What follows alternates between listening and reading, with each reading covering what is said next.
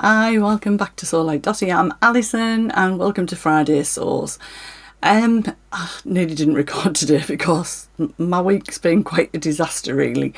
I'll fill you in. You might have seen on Instagram, but let's start at the beginning of the week together. Hope you've had a great week.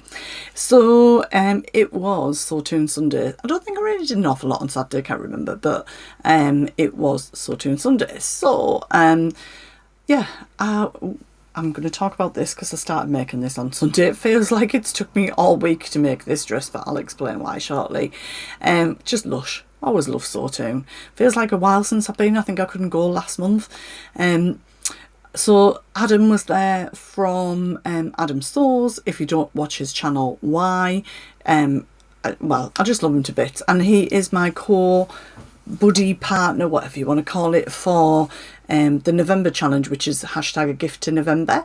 So happy news is that we had a little mini meeting at Sawtoon. We are definitely doing a gift to November again this year, so we're going to be on it quite soon looking for sponsors. So if you're interested in being a sponsor, please just drop either of us a message, DM us on Instagram. And I know, well, way over 500 of you from across the world took part last year. And I would love that to be even more. So there'll be more information on that coming up. But it basically is, let's get cracked on and make any gifts that we want to for the holiday season, whether that's Christmas or other holidays, get them all done in November. So there will be more to come on that, but we just thought we'd mention that it's definitely 100% coming back. And honestly, Adam and I have chatted on Zoom and things, but we've never met in person. He had a 5.5 hour journey to get there. He actually stayed the night before. You might have seen kind of, I think he was there when the Northern Soul Sisters did their live last week. So yeah, I'll drop a picture in. So it was just a really nice day. What can I say? I just really enjoyed it, zoned out a bit. I took this to make that I had cut out and ready, and I did take my Sew Over It Sorrento jacket, but I just needed a bit of a slow thinking day. I think I'm still struggling a bit with this, although, you know, I'm having good and bad times with it. But yeah, so I am going to tell you about this dress, just in case you're wondering. So what else have I got to tell you about this week? You might remember last week, I think I mentioned it on my Shop the Trends, Sew the Trends, which was my last vlog. If you've not checked that out, I just want to say thank you to everybody for the feedback. It's massively appreciated, especially as I'd edited it all on my Mac in here.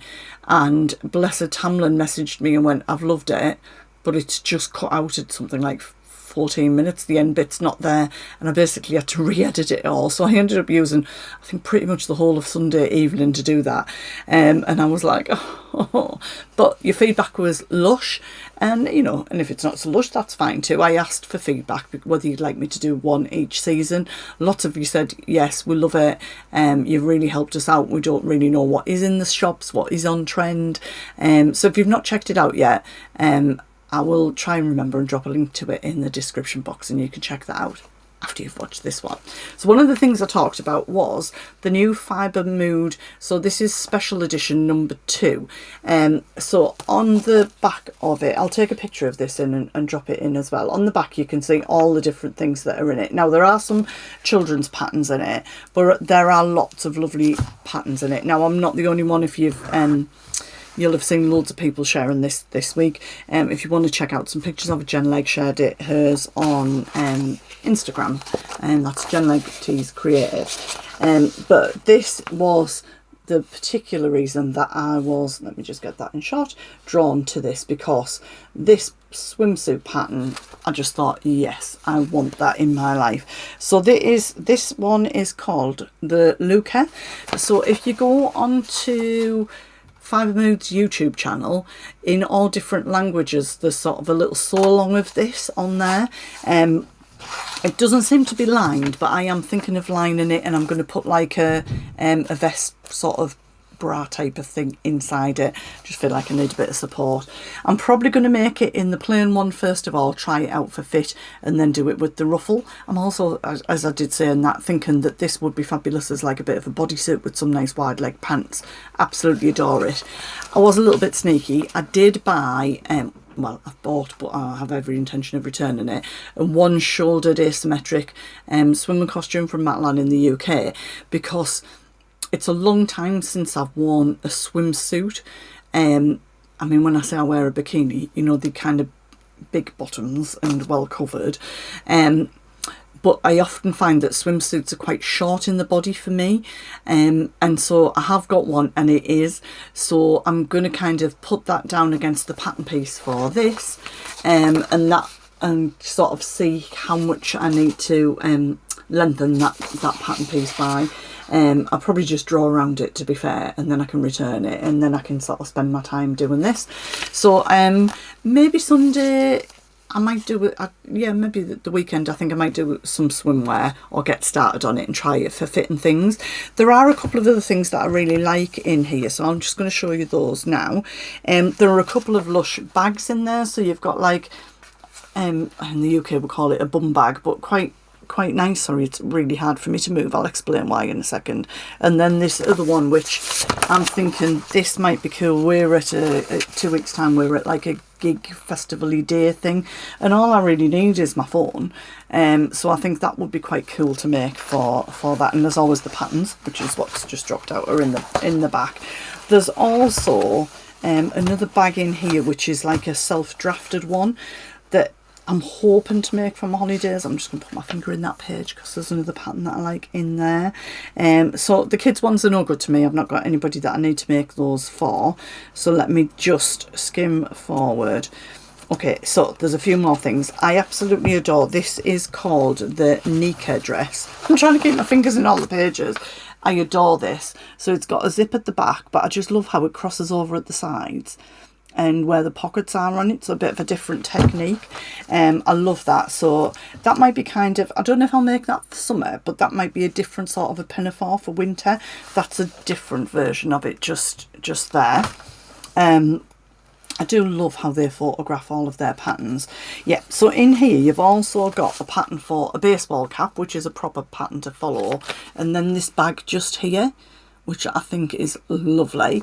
And so that is called the Mary, MEHRI, and the hat is called Minu, hashtag MINU. I think I saw so long. You do have to check out the languages, because I watched the swimwear one in French and I thought surely there must be an English version of this, and there was. Big shock. There are a couple of other ones, but not necessarily anything that I would make. I think this dress is beautiful. I could certainly see Tamlin in this. I think she would look stunning in it. I know she's made something similar before, but this is the other top that I do like the look of, although it's fairly similar to what I'm wearing today, which I could change into a top, but the sleeves are probably a bit more billowy. But definitely the first on the list out of there is the swimsuit. So if you've not used Fibre Mood before, if you get the current patterns, you do have to add the seam allowances on. Now, I'm not really worried so much about that for the swimsuit because it's a front and it's a back. I just have to kind of put that allowance on it. This is really obvious, but I kind of think for that, you know, whatever size I need to cut in it or trace in it, I might just trace the size bigger if that's going to give me enough seam allowance. I know that wouldn't work for all garments, but I figure it probably will for that. So I might try that first. So the patterns are inside. They do crisscross. You do need to trace them out, which isn't my favourite thing to do at all, as you will know. But when the next edition of it comes out, you can usually buy the patterns. But obviously, if you bought this, I think I paid $18.99 for this. Some places it's $19.99. If you paid £20 for all those patterns, it is worth sort of tracing them out as well. There are some gorgeous shorts in there as well. Shorts, sorry, the light. So they're really nice.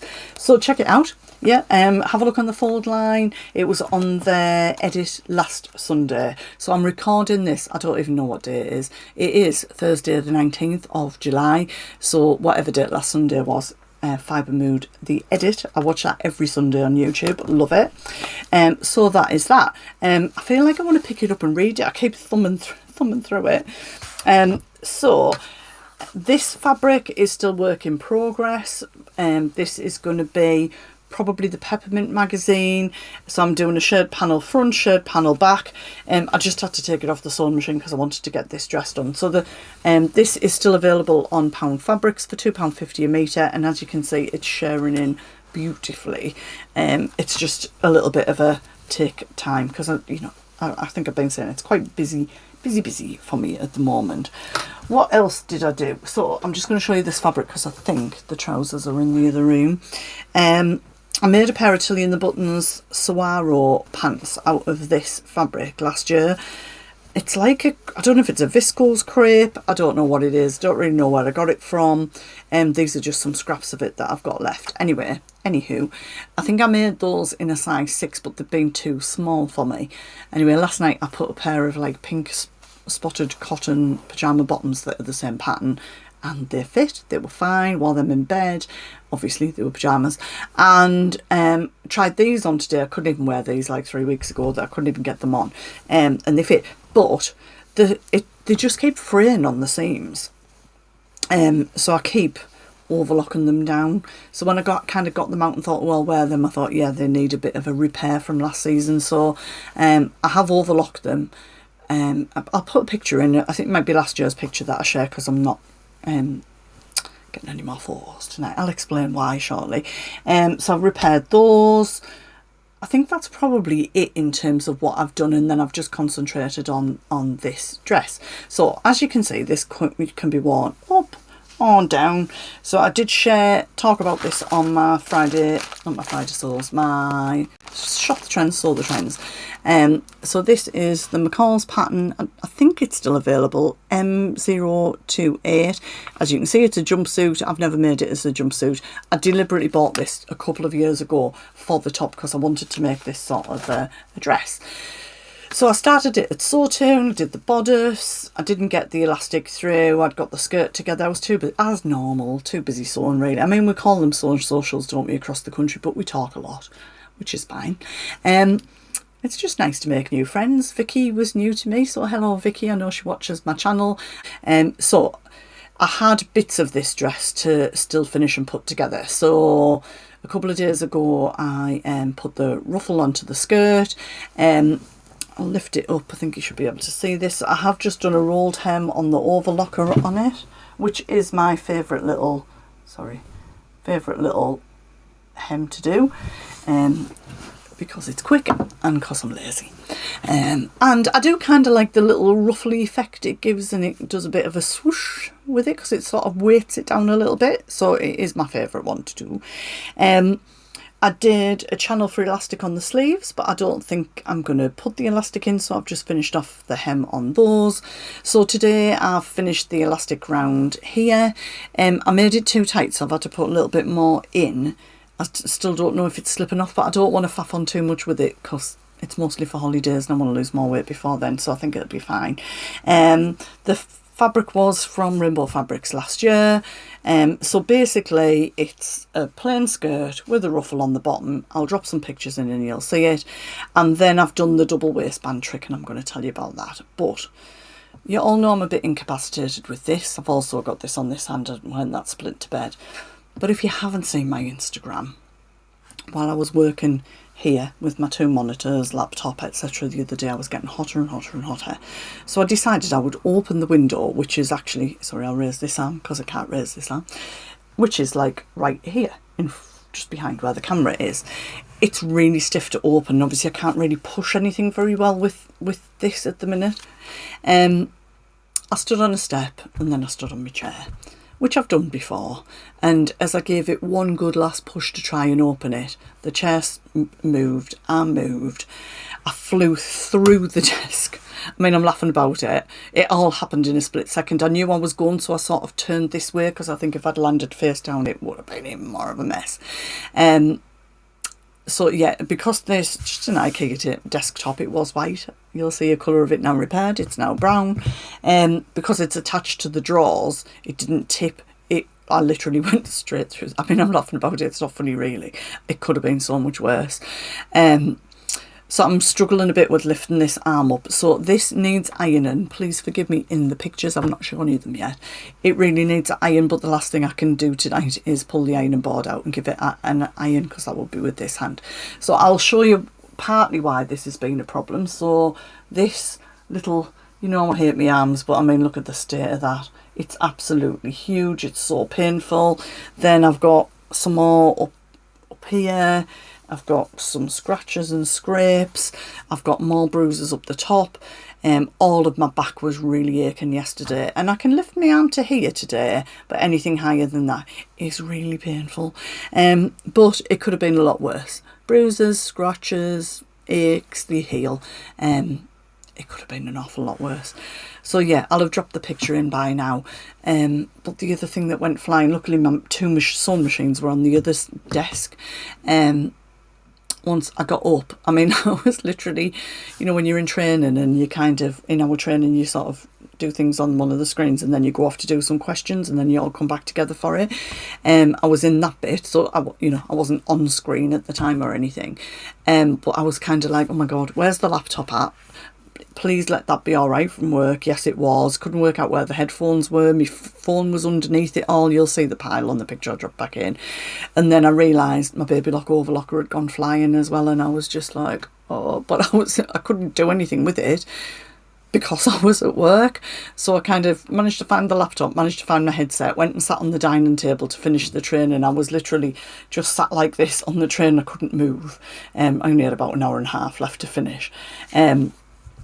But as you can see from the picture of the overlocker, the telescopic arm was bent over, and where the overlocker cones go on, they'd all just sheared off. But Carl, bless him, repaired the room, repaired the overlocker. The mechanics of it are absolutely fine. How, I don't know. I think it like literally dropped straight onto the floor. He straightened up the telescopic arm and he's managed to glue together where the cones go on. You can get a replacement sort of plastic part that just clips on for that if I need to, but at the minute it seems okay, thank goodness. So I've tried it out a little bit. So hence there's not been an awful lot of sewing gone on this week. Sorry for the noises of the people in the house. There's not been very much sewing going on because I've been really limited. And then the dog was poorly last night to just top off the week. So yeah, I'll stand up. I'll show you this now. So see, as you can see, I think they do tend to do this. I think if you put elastic in the sleeves, it does help to keep that down. I've just got, as you just saw there, my bra straps shoved down. So this was the feature that I talked about on the Shop the Trend, Sew the Trend, where you put 2 channels of elastic in. Now, it's worked, but because this is quite blousy, there probably was no point doing it with this dress. I'm going to sit down. However, it was useful to have a look at the technique, and I know lots of you were going to tune in today to see how I got on with this dress. So what did I do? Because this is a little bit see-through, I cut sort of one waistband, just quite impromptu on Sunday at Sawtune. I decided to do this, and then I thought, I think I'm going to kind of have to do this as a double layer. So what I did was I then attached that double layer waistband to the skirt, sewed, I overlocked and sewed it, then I sewed a channel and put the elastic in it, and then obviously then had to kind of get that fit right, and the same with the top. So this is what I would say if you were thinking about trying it, because you can do it with different widths of elastic. I've just done 2 channels, not 3. I wouldn't do that next time. I think what I would do is I would literally go down the double layer of waistband and sew the 2 lines of stitching first of all. Then I would overlock one of those. In fact, I would overlock both of those, one side to the top, one side to the skirt. And once I'd done that, I'd leave a gap on both of those for the elastic. So I hope I'm explaining that all right. So the line of stitching around the waistband would be complete, but where the overlocker went round, there would be a gap, and that would allow me to thread both pieces of elastic sort of through at the same time. Well, obviously not joined together, and then put it on inside out and pull those and get the fit of that where I want it and how I want it to look. And then once I've got that done, obviously sew up the elastic, close the gap, and I'd probably kind of sew it round on the machine. I think that would be easier because obviously what happened this time was because I joined it to the skirt and put the elastic through, it was then sort of gathering together and I was trying to join the top. That just might be because I'm a little bit restricted with, you know, these right now. I don't know.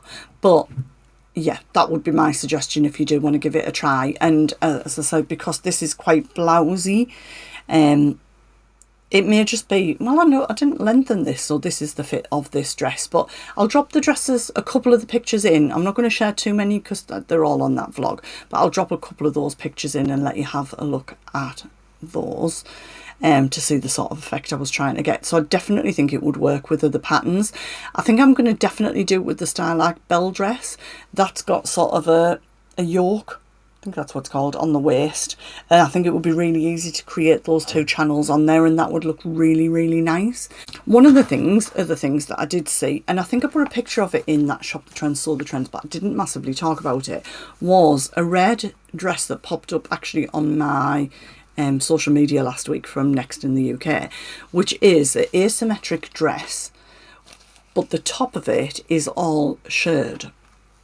So I'm trying to wrap my head around it because this may become that. Because I've got loads of this fabric, if I do cut this shirring and I decide that I shouldn't have and it didn't work, I could reshare it, although that would take ages. And I've still got enough fabric that I could make a different top out of it. So I fancy kind of giving that a bit of a go. So I'd probably make it slightly bigger. So I would share the panel, steam it, then cut out the pattern pieces.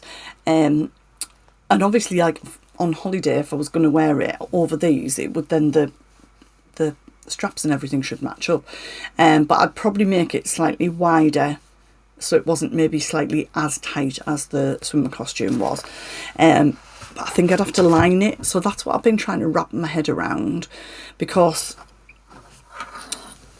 this is fine when it's shirred in, but I'm kind of thinking, well, how would I do this bit across the neck if I didn't line it?